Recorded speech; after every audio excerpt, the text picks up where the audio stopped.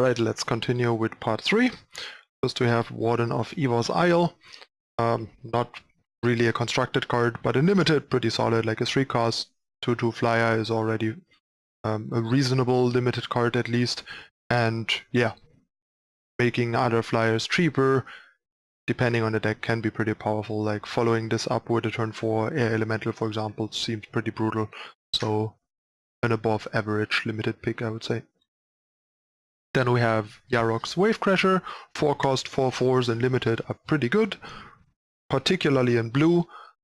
The downside is reasonably steep though, and more of a downside than an upside, but it sometimes can also be an upside.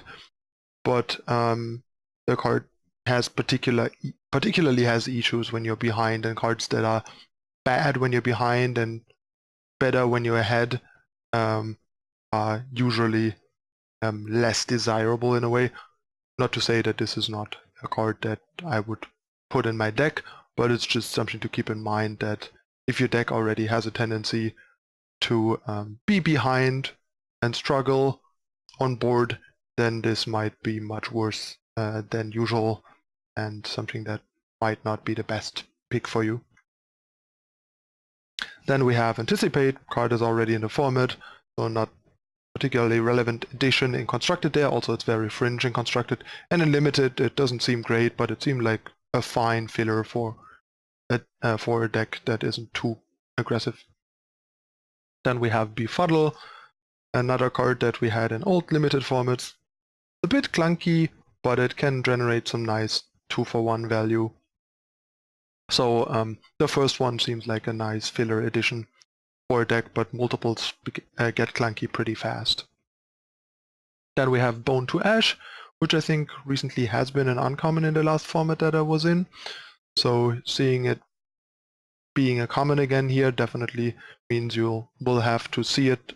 We'll see it a lot more in Limited, and we'll have to play with it in mind a lot more. So running your creature, especially your good creatures, into 4 open mana against a blue opponent seems like something that you really want to avoid if you can, because giving the opponent the 2-for-1 easy Bone to Ash on a valuable creature can easily make or break a game. Next we have Oriole Elemental. It's basically just like the 5-cost Griffin from War of the Spark, the 5-cost 3/4, except that it has a nice little bonus attached, making it clunkier and more awkward to deal with. So that's a nice bonus, and 5-cost 3/4 flyers are pretty good. A lot of the more frequent flyers have 3 or less attack, meaning this usually stabilizes the air pretty well and also can attack into a lot of other flyers. Then we have Cloudskin Seer.